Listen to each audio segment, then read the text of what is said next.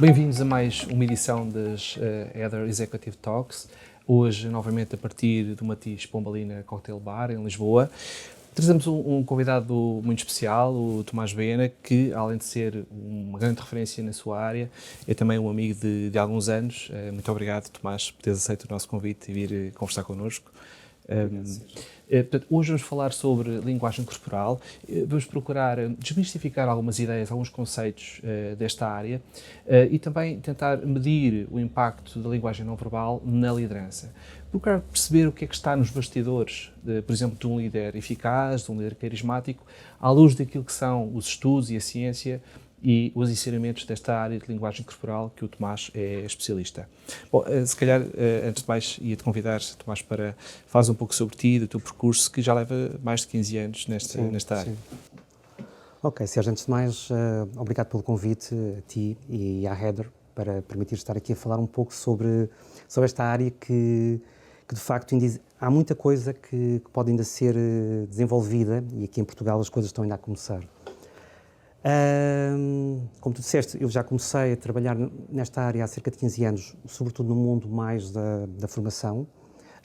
Eu iniciei a minha prática profissional mais como psicólogo, como psicoterapeuta, em contexto hospitalar, mas rapidamente tive o privilégio de começar a dar formação no contexto empresarial e foi muito interessante porque tive um convite, porque surgiu essa oportunidade de subitamente começar a dar formação a 500 funcionários de uma empresa durante vários anos. Isso foi muito interessante porque me permitiu começar a entrar realmente no mundo comportamental, de começar a compreender os desafios das empresas, dos colaboradores e esta empresa, em cada ano, queria que eu desse formações diferentes. E isso permitiu-me viajar, porque todos os anos eles queriam coisas diferentes e eu disse, eu posso trabalhar sobre isso, mas eu antes de mais tenho que ter experiência prática nessa área.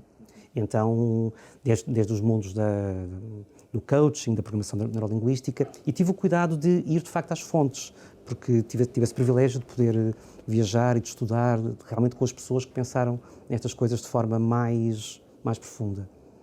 E a dada altura surgiu, há cerca de 10 anos, surgiu a questão do comportamento não verbal, que era algo que já estava latente, sempre uma coisa muito interessante, que eu comecei a perceber quando estava a trabalhar, sobretudo a nível psiquiátrico, onde havia alguns pacientes que, de facto, tinham muita dificuldade em verbalizar, mas o próprio corpo estava a falar.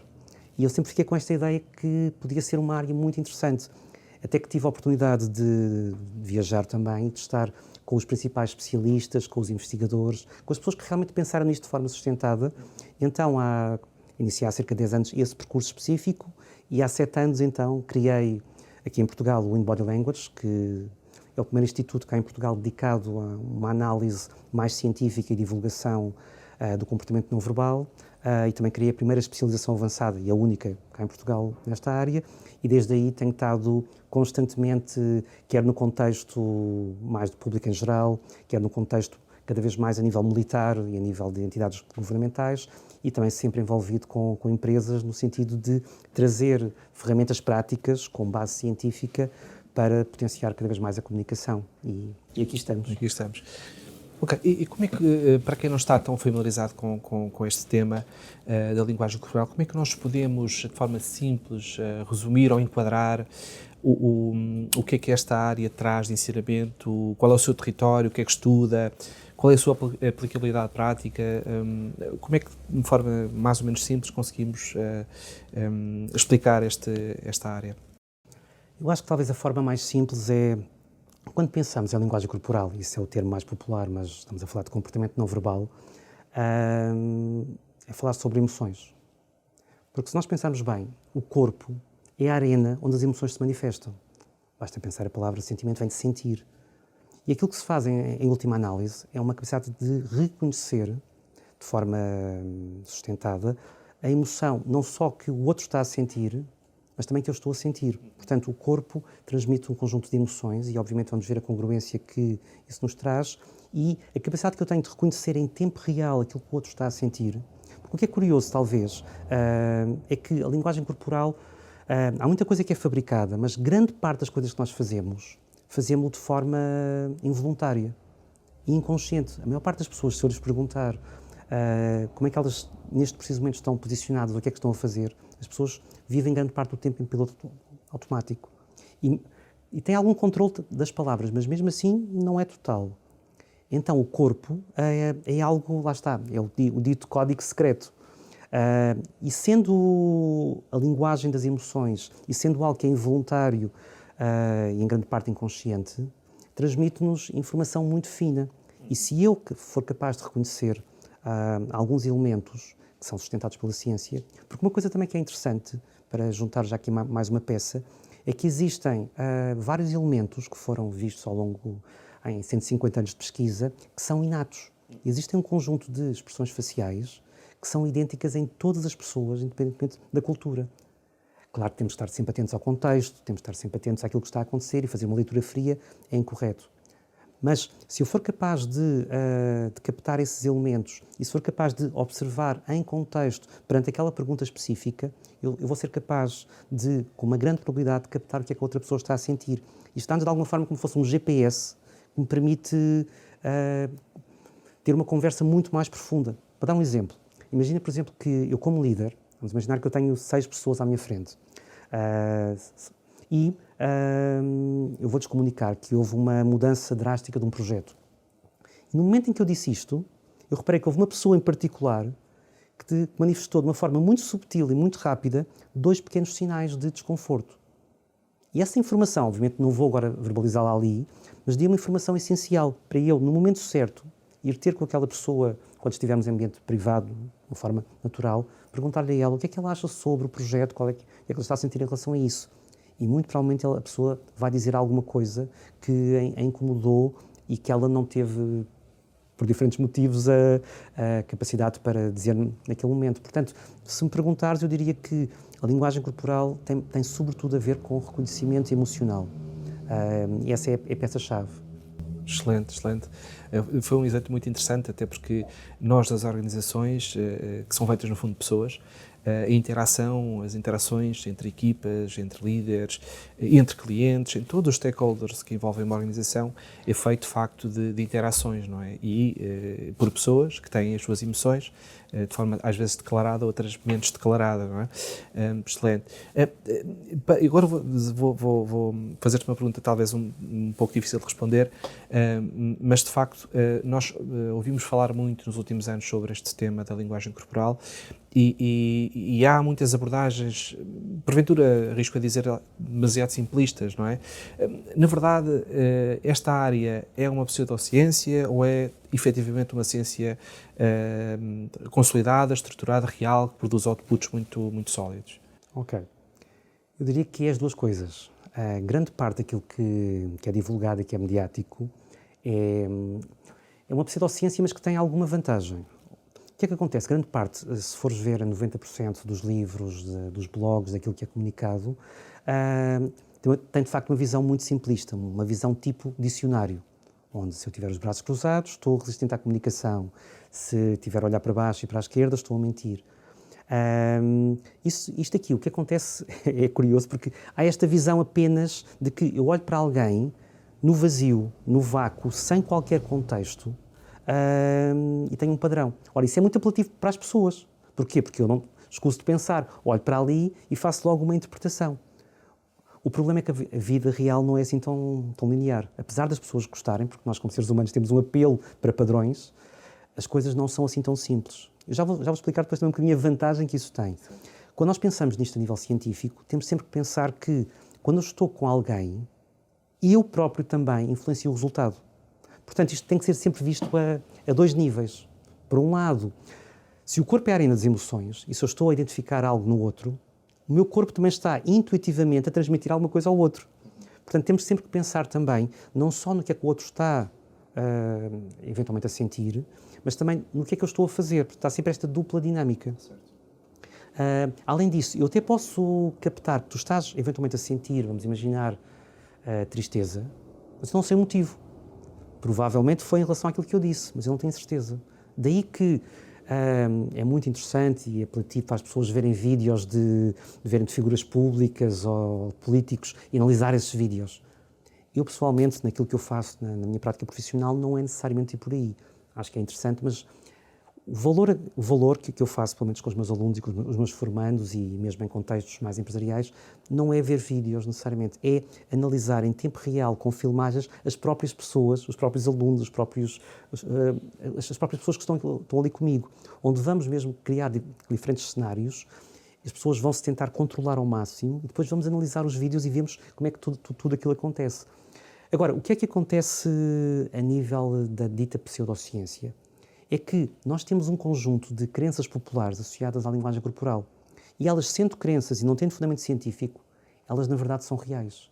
São reais porque agem na mente das pessoas. Se eu acreditar que alguém, quando está com os braços cruzados, está resistente à comunicação, não sendo real, não sendo científico, não sendo factual, quantas vezes é que não cruzaste os braços e te sentes bem? Na parte dos casos é um estado de conforto. Mas, se está na mente das pessoas, é preciso eu também jogar esse jogo.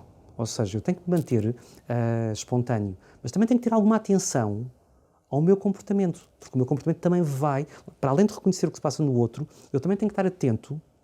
Eu recordo-me uma vez que, quando estava a dar um MBA, houve alguém que entrou e me deu um aperto de mão de uma forma profundamente estranha, colocou-se assim a mão, que era para um ambiente dominante, que esticou mais um dedo, apertou a mão com imensa força. Eu pensei, esta pessoa deve ter lido isto em algum lado, porque isto tornou-se completamente muito fora do contexto.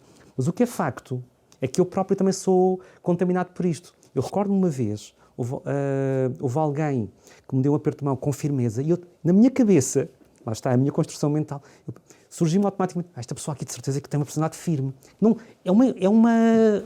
é um delírio interno, porque não tem qualquer relação. Sim. Mas, na verdade, portanto, existe um conjunto de coisas que estão de tal maneira imiscuídas na nossa cultura que são importantes. Daí que alguém que trabalha em liderança deve manter, eu diria, a 99% a sua espontaneidade, mas deve também ter alguma percepção de alguns elementos que faz, devido a crenças populares, que têm impacto no outro. Porque, por exemplo, imaginando que eu estou numa negociação, numa entrevista, numa reunião importante, o impacto do meu corpo vai ser muito grande. Porque lá está, as palavras transmitem muita coisa, mas se o corpo transmite emoção, se eu estou preocupado com a roupa que eu visto, com as palavras que eu utilizo, por que não também utilizar o meu corpo de uma forma específica? O que acontece é que a maior parte das pessoas, como já falámos, não tem a noção de como é que utiliza o seu corpo. Portanto, se eu tiver alguma percepção de que existem alguns elementos que criam mais impacto por uma questão de convenção social, então talvez eu tenha que jogar de uma forma coerente e ética, de maneira a ter ainda mais impacto. O meu objetivo como líder é que a minha comunicação seja o mais clara possível. E se as minhas palavras veiculam uma mensagem, se a minha roupa veicula uma mensagem, por que é que não o meu corpo não veicula uma mensagem? De maneira que aquilo que eu esteja a sentir seja coerente com aquilo que o meu corpo está a transmitir. Daí que, apesar de haver uma ciência por trás e apesar de haver uma pseudociência, essa pseudociência de alguma forma moldou muitas das mentalidades das pessoas. Sim. Portanto, convém também de alguma forma compreender o que é isto da percepção social. Portanto, daí passar, nunca ignorar a intuição, que é importante, mas complementar a intuição com alguma tomada de consciência do que é que eu estou a fazer, porque nós já comunicamos de forma correta, nós já somos bons comunicadores, mas se eu não sei como é que eu comunico, a nível corporal, como é que eu posso melhorar? Daí que, se eu tiver mais consciência disso, posso afinar alguns elementos que eu não tinha bem consciência, porque faço de forma espontânea, para estar ainda mais alinhados para irem ao encontro do outro. Excelente. E aqui, a pegar em alguns elementos que falaste e que têm, no fundo, depois vão verter para a questão dos canais de comunicação. Uhum. Para quem, enfim, porque numa relação, portanto, entre duas pessoas ou mais, existem várias coisas a acontecer ao mesmo tempo, há muitos elementos para observar e para ter em conta nessa dialética, nessa conversação. Essas dimensões que tecnicamente denominamos mais como canais de comunicação, quais é que são esses canais? Quais são os mais relevantes? O que é que nos podes contar sobre isso? Eu poderia lançar-te essa pergunta para ti, porque tu foste meu aluno, mas não vou fazer isso. Quando se fala em linguagem corporal, a ideia que a pessoa tem é que são gestos e expressões faciais. Isso está correto. Antes de mais, é importante diferenciar a face, porque a face transmite-nos emoções específicas do corpo. o corpo não tem esta precisão em termos emocionais. Dá-nos, sobretudo, reações básicas de conforto e desconforto. Mas depois há muito mais canais, como, por exemplo, a paralinguagem, que tem a ver com o tom de voz e com tudo mais, com todas as características, as qualidades da voz, que não tem a ver com palavras. Depois também temos a questão da áptica, que tem a ver com o toque, e o impacto do toque em momentos estratégicos, em termos de estratégias de influência e persuasão. Portanto, também outra coisa muito curiosa tem a ver com a proxémica, que tem a ver com a distância e o posicionamento. Se tu reparares, a maneira como nós estamos nesta posição é a maneira mais adequada para um processo de conversação. Se eu estivesse frente a frente, será um processo mais competitivo. E a distância também se vê. Eu recordo-me de uma pessoa que trabalhava num lugar importante a nível diretivo. Ela não tinha bem a percepção de que quando ela falava com alguém, alguém que ela não conhecia, isto foi visível em vários momentos, ela, além de se colocar à frente da pessoa, que é invasiva a nível do seu espaço, aproximava-se demais. E a pessoa notava-se o desconforto, porque foi interessante ver, a pessoa ia fugindo, mas ela ia se aproximando mais, porque para ela era confortável esta noção. Portanto, é importante também, lá está, esta questão aqui da aproximação ou do afastamento. Portanto, existe um conjunto de elementos associados ao código secreto, lá está, que não é apenas os gestos, não é apenas a expressão facial, mas lá está o tom de voz, a distância, a proximidade, o toque. Até existe toda uma ciência à volta de uma coisa chamada oculésica, que tem a ver com o contacto ocular e o impacto que ele tem na comunicação. Portanto, existem muitas diferenciações dentro porque linguagem corporal, no fundo, são gestos e face. Mas quando falamos de comportamento não verbal, repara, até a tua roupa, até os adereços que tu utilizas, tudo isto tem um impacto, comunica algo a nível não verbal. Portanto, na verdade, tudo aquilo que não envolve a palavra é comportamento não verbal. Há pouco indo um bocadinho atrás e navegando um bocadinho pela ideia de que o líder, quando comunica, deverá ter em conta alguns sinais que devem ser congruentes com a mensagem que está a passar. Portanto, amplificar um pouco o poder da sua comunicação através do corpo. Do ponto de vista dos gestos, como é que, se nos pode dar alguns exemplos? Sim. Sem tipificar e sem passar naquela ideia de que as 3 chaves para o sucesso, portanto, sem sair daí. Existem alguns elementos que são uma certa mistura, lá está, entre comportamentos instintivos e crenças populares, portanto há ali uma certa junção. Vários elementos, por exemplo, o facto de, eu, quando estou a falar, ter alguma exposição ao nível do tronco é importante porque demonstra, ou pelo menos transmite em termos de percepção, lá está, uma vez mais, não estamos a falar de realidade, estamos a falar de percepção, transmite, digamos, alguma receptividade, alguma disponibilidade, porque reza a história que não é muito precisa, mas que não é muito sustentada cientificamente, mas vamos imaginar que os mamíferos, como andam sobre 4 patas, esta zona aqui não está exposta. Nós, como bípedes, expomos zonas sensíveis, como o coração, como os pulmões. O facto de eu expor esta zona transmite, de alguma forma, em termos de percepção, algum tipo de receptividade. O facto, a nível de gestos, nós temos imensas tipologias de gestos, mas simplificando em 2, nós temos uns que são chamados de manipuladores, são as comissões. É uma coisa que é muito normal, que a pessoa faz e nós estamos sempre...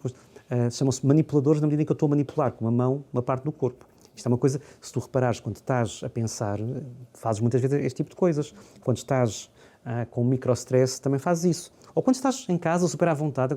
Agora, a imagem que transmite é uma imagem, em termos de percepção, poderá ser uma imagem de algum tipo de nervosismo. Portanto, se eu for 100% espontâneo, posso correr o risco de estar a tocar no nariz, estar a tocar em zonas que são uma coisa perfeitamente normal, mas a imagem pode passar aqui alguma pequena falta de confiança. Portanto, poderão ser substituídos por aquilo que são chamados os ilustradores. Ilustradores são gestos que eu utilizo para enfatizar, para complementar, para pontuar o discurso. Isto revela, de facto, envolvimento emocional. Agora, por exemplo, não convém que a pessoa pense demasiado nisso. Ou se alguém faz o gesto da pirâmide, estás a fazê-lo de forma espontânea. Mas há pessoas que colocam as costas muito direitas, fazem o gesto da pirâmide. Aquilo soa tão pouco natural e aí as pessoas vão claramente captar. Portanto, eu diria que estes gestos, porque é muito curioso, porque eles, além de revelarem envolvimento emocional, de facilitarem a passagem da comunicação, eles também são fundamentais para tu próprio comunicar. Já reparaste que, se estiveres sozinho em casa, a falar ao telefone, a outra mão o que é que está a fazer? Está a mexer. Não estás a comunicar com ninguém, mas tu precisas disto. Portanto, se pensarmos em termos de elementos que criam impacto, o facto de haver alguma exposição do tronco, evitar, lá está, os braços cruzados, no momento em que estás a falar com alguém que é importante, porque para ti pode ser confortável, mas a imagem que passas é uma imagem que não é mais positiva. Portanto, a esse nível, depois também podemos pensar a nível do contacto ocular. Há pessoas que muito naturalmente não precisam do contacto ocular, mas há pessoas que, olha para mim quando eu falo contigo, pessoas que precisam mesmo desta ligação. Portanto, a maior parte das interações são cerca de 60% a 70% do tempo que estamos em contacto ocular, mas nos momentos-chave em que tu estás a comunicar alguma coisa importante e a outra pessoa está a comunicar alguma coisa importante, se houver esse contacto, é importante. Se não conheceres alguém também, o facto de não estares totalmente de frente, mas estares ligeiramente também a 45 graus, talvez seja a melhor opção. Assim, eu não gosto muito de falar sobre receitas, mas no essencial, se tu utilizares os gestos, sobretudo os gestos ilustradores, se mantiveres o contacto ocular, se tiveres uma postura direita e relaxada, se houver alguma exposição a nível do tronco, isso irá, digamos, passas lá está de um comportamento não verbal para uma comunicação, porque lá comunicar é pôr em comum. Então tu estás a aproximar-te daquela pessoa e tens uma maior capacidade, pelo menos aumentas alguns pontos percentuais o teu impacto. Porque as pessoas não se vão perceber disso, porque lá está, as pessoas podem se esquecer daquilo que tu fazes, podem-se até esquecer daquilo que tu dizes, mas não se vão esquecer da maneira como tu as fizeste sentir. Lá está, e essa é a diferença que faz a diferença e que permite, de facto, criar uma nova relação. E no meio destas questões todas, há muitas estratégias práticas para o fazer. Portanto, há muitas coisas eu lembro-me de muitos alunos e mesmo de muitas empresas onde esta percepção que aparentemente é básica, quando as pessoas vão falar de forma espontânea e são gravadas e observamos o que é que elas fazem naturalmente, elas apercebem-se que, se calhar, 90% do que elas fazem é perfeitamente congruente. Mas há aqueles 10% que eu não percebia que tinha aquela muleta a nível corporal. E eu posso, uma vez mais, também ser espontâneo na maior parte dos casos, mas quando é estratégico, porque é útil estar naquele momento de conhecer aquela pessoa, no momento onde estou naquele contexto, afinar ainda mais para que a minha comunicação seja ainda mais fluida. Certo. E Tomás, e sobre as primeiras impressões? De facto, nós muitas das vezes não temos uma segunda oportunidade de causar uma boa impressão, não é? É verdadeiro, é de facto importante uma boa primeira impressão, não é? À luz daquilo que é a tua experiência e os estudos desta área nos trazem, qual é de facto o verdadeiro impacto de uma primeira impressão? Tudo o que disseste está correto e digamos uma vez, e aí as crenças populares têm algum fundamento científico. Existe de facto um grande impacto da primeira impressão. Isto porquê? Por questões de sobrevivência, o nosso cérebro tem como se fosse um antivírus que está sempre a captar potenciais elementos que podem identificar perigo. Atualmente já não é um perigo físico, mas é um perigo de algum desconforto psicológico. Então, está sempre a captar pequenos elementos associados às outras pessoas que transparecem em grande parte no corpo perante, lá está, potenciais desconfortos. E então, a primeira impressão, tal e qual, ela é muito importante porque vai moldar a tua relação inicial. Claro que podemos pensar que com o passar do tempo, se tu tiveres conhecido aquela pessoa, a primeira impressão vai-se dissipar. Mas será que tens a oportunidade de estar com ela mais tempo? Porque, tipicamente, o nosso pensar é como se fosse pesar. E a tendência do meu cérebro, por questões de sobrevivência, é pesar o mais negativo. Conclusão, se transmitires uma primeira impressão negativa, é mais difícil de retirares, porque fica guardada aqui, em várias regiões cerebrais, como algo desconfortável e estranho. Daí que, se tu utilizares estes elementos essenciais a nível do contacto ocular, a nível dos gestos, mantendo sempre a tua espontaneidade, muito importante, potencias ao máximo. Para além de, há uma coisa que é falada também, que é popularmente falada, de famoso rapport, que o termo técnico é isopraxis, ou efeito camaleão, que é muito curioso. As pessoas às vezes utilizam isso de uma forma muito primária, que é, portanto, no início, se pensarmos nisto de uma forma estratégica, se pensarmos nisto de uma forma a 3 níveis na comunicação com alguém, vais conhecer alguém que poderá ser muito importante para o teu negócio. Portanto, é natural para ti, é importante estar com aquela pessoa. Daí que os primeiros segundos, os primeiros minutos são fundamentais. Daí que ter alguma atenção a estes elementos, porque, e até a própria questão do aperto de mão, eu diria que o mais importante é seres natural, mas há pessoas que eu já reparei que, como nunca pensaram nisso, evitar aquelas questões de pôr uma mão assim, a mão assim, mas a firmeza em termos de percepção, se tu falando agora, perguntando, se tu estiveres com alguém que dá um aperto de mão como se fosse um peixe molhado, aquele aperto de mão muito mole, cria-te uma percepção, lá está, não é necessário, a pessoa pode estar cansada, estar a pensar noutra coisa, portanto, mas ter alguma noção um bocadinho da firmeza com que eu o faço, porque isso cria, muitas vezes, é o único contacto físico que temos com outra pessoa. Nós somos seres muito sensoriais. Se utilizares estas questões básicas de demonstrar alguma abertura, com gestos ilustradores, com contacto ocular, com algum relaxamento, já facilitas muito o processo. Em segundo lugar, e faço-te uma pergunta, qual é que é a pessoa com quem tu mais te identificas? Essa é uma pergunta difícil para o entrevistador. Sim, mas o que é que tu dirias espontaneamente? Bom, se calhar mais traços de personalidade do que propriamente alguém específico, não é?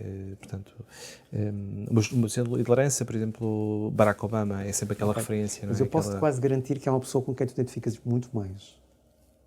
É contigo próprio. Certo. Ou seja, se tu tiveres... Ou seja, a tua maneira natural de te comportares é aquela que é, digamos, aquilo que é perfeitamente congruente. Sim. Agora, se eu estiver com alguém, a ideia às vezes é aquela questão de eu vou olhar para a pessoa e vou imitá-la, vou estar agora tal e qual. Sim. Não faz muito sentido. Mas se eu perceber um bocadinho a maneira como tu estás e se eu me aproximar de alguns elementos, vou também potenciar mais a comunicação. Por exemplo, uma coisa que as pessoas pensam muito em termos corporais, mas uma das coisas talvez mais importantes é a nível da velocidade da voz e do volume de voz.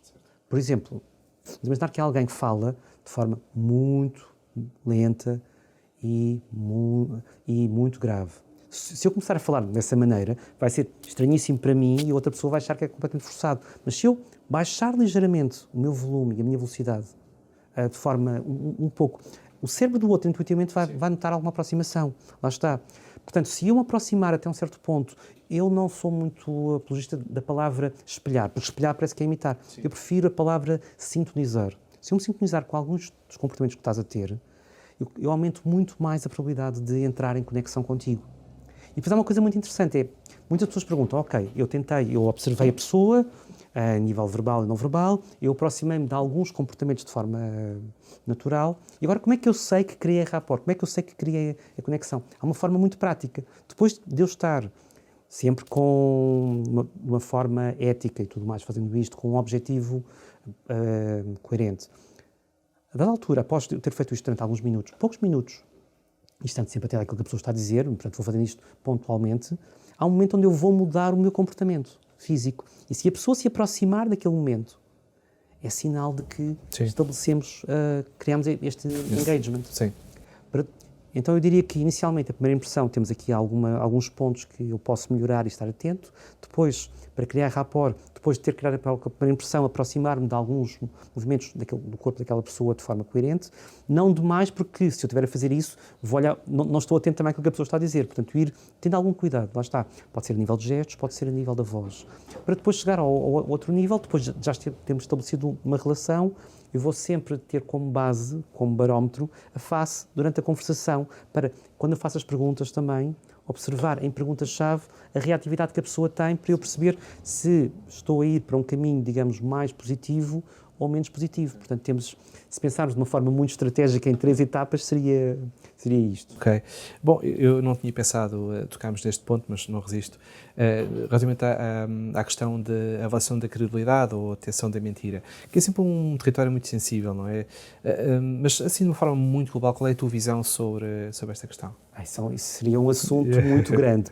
Isso é uma das grandes fontes do meu trabalho, digamos, uma das grandes áreas, mas isso eu trabalho ou a níveis mais avançados do Lean Body Language ou a nível mais militar. Portanto, aí posso dizer-te que grande parte das crenças populares estão completamente ao contrário. Por exemplo? Por exemplo, pergunto-te, que pistas é que tu achas... No meu caso, mas já estivemos juntos desde... Sim, mas o que é que tu dirias que a maior parte das pessoas, quando alguém está a mentir, o que é que demonstraria?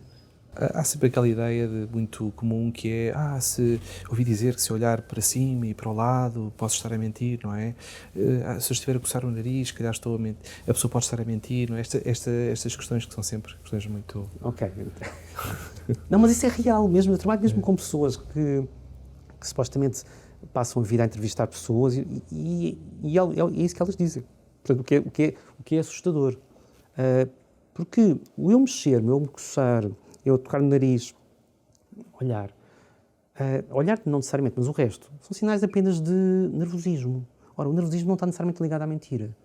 Basta pensar o seguinte, se eu for um bom mentiroso, a partir do momento em que eu percebo que há crenças populares, eu vou fazer exatamente o contrário.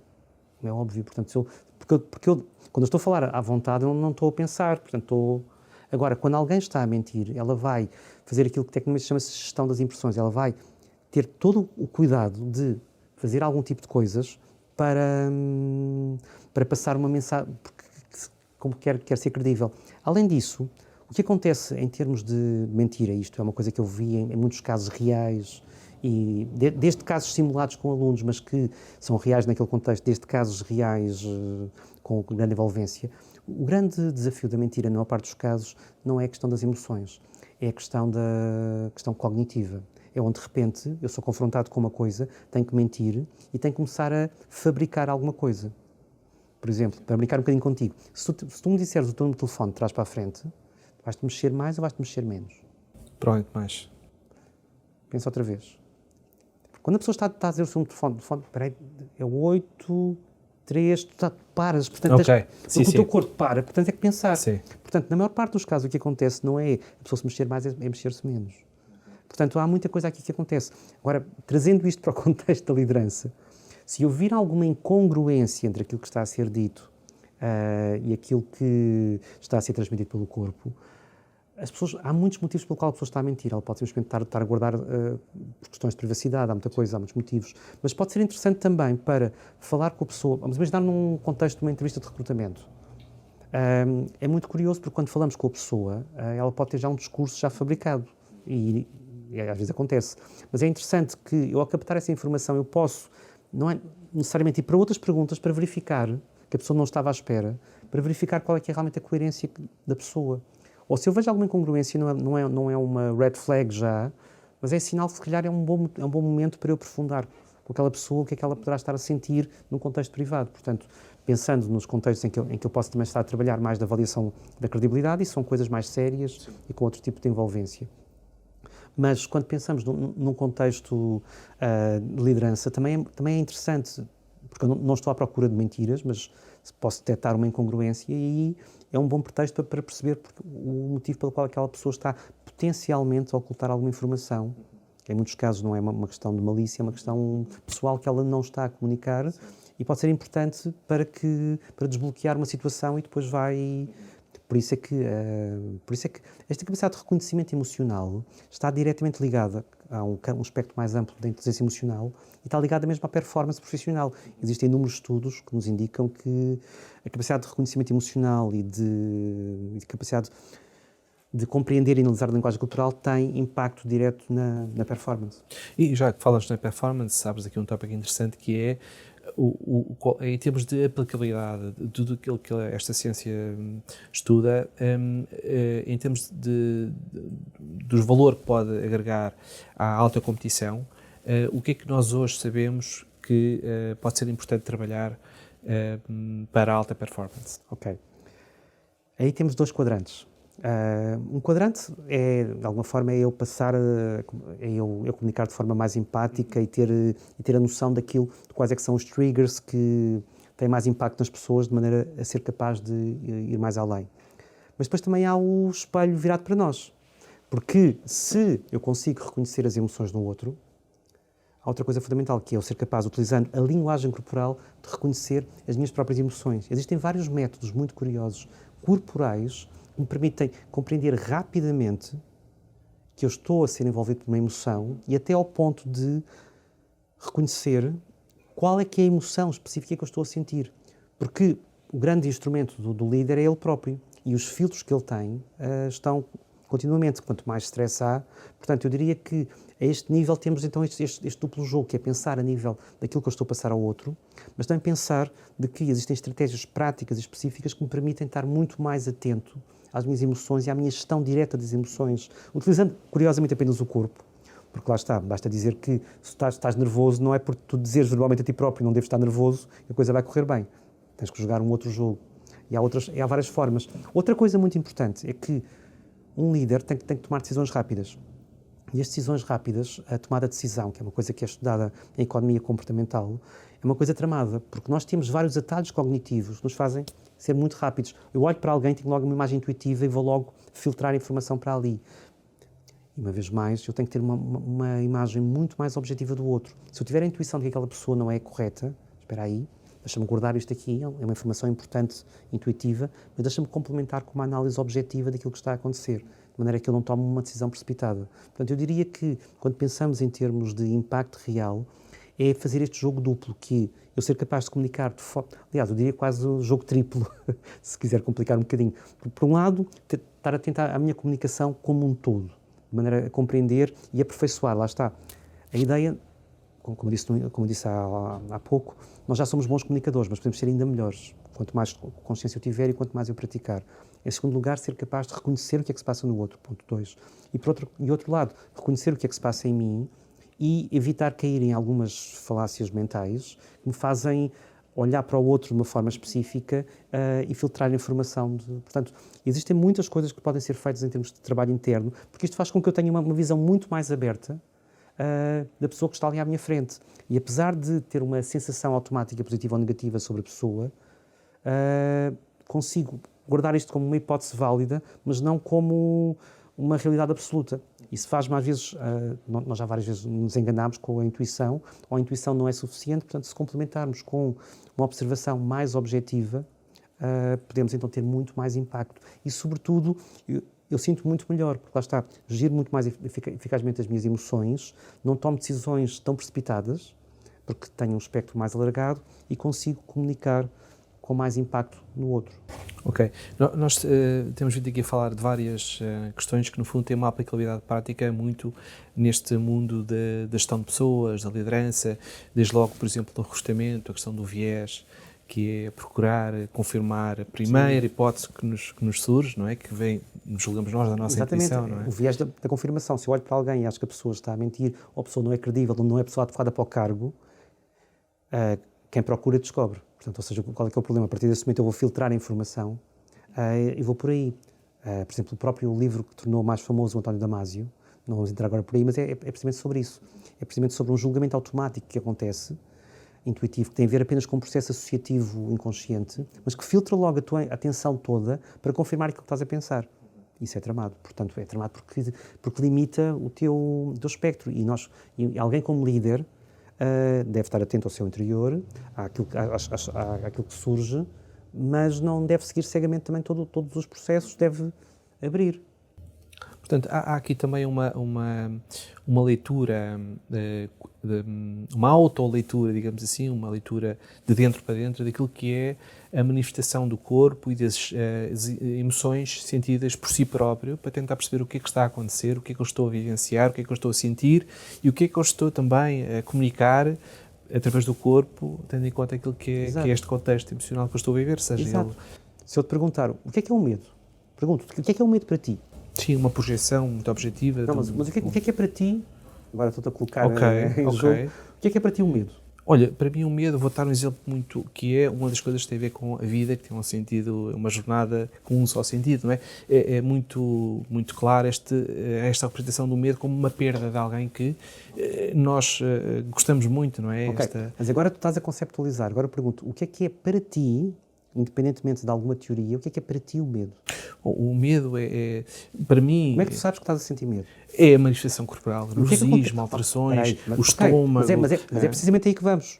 O que é para ti? O suor... Ou seja, mas isto estás a generalizar. Sim. Agora, o que era interessante é que se começássemos a trabalhar isto, eu ia começar a observar qual é que é para ti, como Sérgio, e como mais ninguém, a manifestação específica do medo, que pode ser desde o tremer das mãos, pode ser desde alguma coisa que acontece ao nível...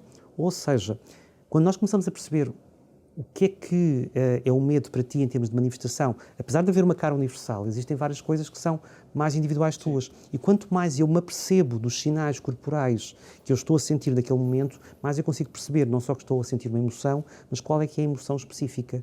E tu tens duas formas de ativar emoções, curiosamente. Tens... por isso é que estas coisas são sempre feitas num contexto muito, muito seguro. Se eu me recordar de uma experiência associada àquela emoção específica, eu individualmente vou resgatar essa emoção. mas vou resgatá-la com o objetivo de compreender o que é que está acontecendo na minha mente, o que é que está acontecendo no meu corpo. Outra coisa muito curiosa, que é aquilo que se chama-se de feedback facial. Se tu começares a fazer a cara contraindo os músculos específicos daquela emoção, vais de alguma forma, aquela emoção é parcialmente ativada. E é muito curioso também observar o que é que acontece, porque muitas vezes as pessoas acham que a cara é meramente uma consequência de uma emoção, mas a cara em si já é a emoção. E aí poderíamos falar de coisas que não nos interessam para este efeito, mas é sobre os efeitos positivos e negativos do Botox. Mas isso será numa outra. Então, quer dizer então, Tomás, que para quem já tem alguma consciência, digamos que dos triggers corporais e de como é que o corpo pode influenciar as próprias emoções, eu saber que fizeram um determinado gesto pode estar a ativar um neurotransmissor, pode estar a ativar, se calhar, uns níveis de confiança acima. Será que alguém que possa ter alguma consciência e estudar estes mecanismos pode fabricar as suas próprias emoções ou induzir alguns estados emocionais diferentes daquilo que, portanto, em algum contexto que lhe seja útil? Ok.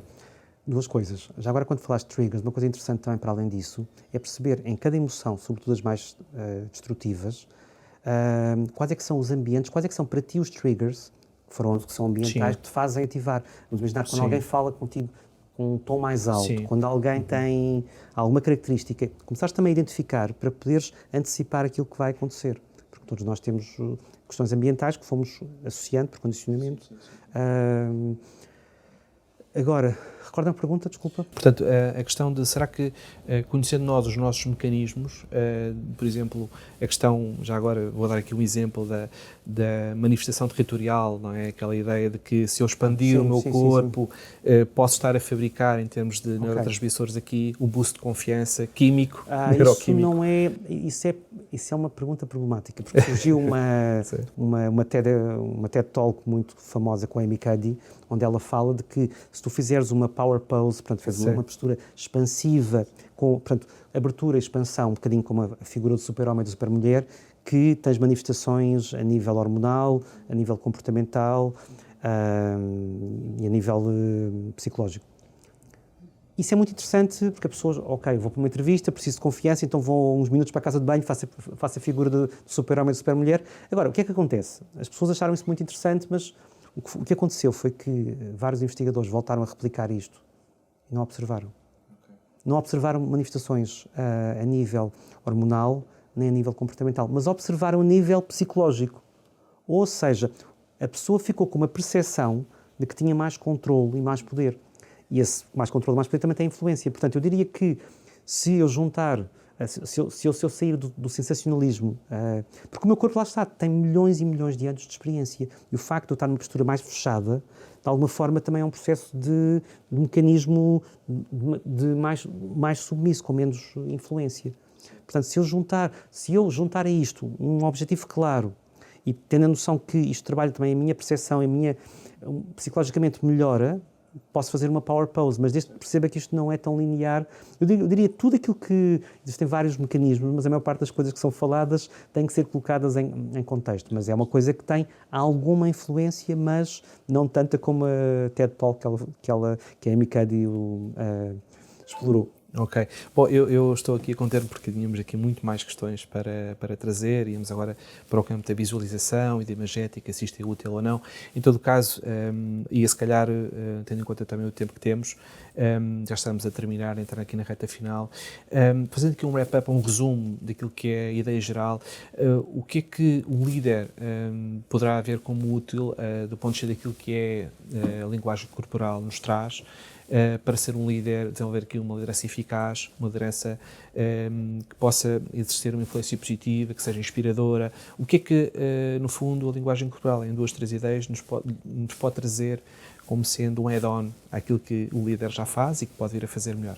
Juntar, de alguma forma, a razão e a emoção de uma forma muito clara. Por um lado, compreender o impacto constante, diário, da emoção em qualquer momento, e ter muita a percepção de que tudo aquilo que eu digo vai ter impacto no outro. Portanto, ter a percepção do que é que eu estou a sentir no momento em que vou falar e ter a percepção de qual é que é a mensagem que eu quero passar a nível empático e racionalmente ter a percepção também do que aquilo que eu estou a passar a nível dos meus gestos e do meu comportamento não verbal está 100% alinhada com aquilo que eu estou a sentir, de maneira a afinar e de maneira que a comunicação seja realmente a 360 graus, onde as minhas palavras, os meus gestos, o meu tom de voz, tudo isto, depois de ser trabalhado durante algum tempo, parece um bocadinho mecânico, depois de eu voltar a tomar consciência disto, passar desta competência inconsciente que eu tenho para ter uma competência consciente e a perceber-me, trabalhar e praticar, com o passar do tempo já se torna outra vez inconsciente, mas está muito mais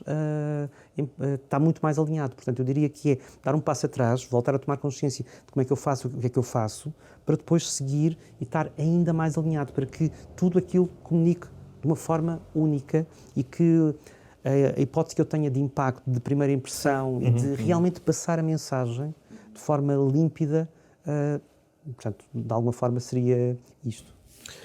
Tomás, foi uma conversa muito interessante, estaríamos aqui certamente muito mais tempo, havia muito mais coisas para falar, mas queria agradecer uma vez mais a tua disponibilidade para vires conversar connosco, foi um gosto, um privilégio estar aqui contigo neste contexto.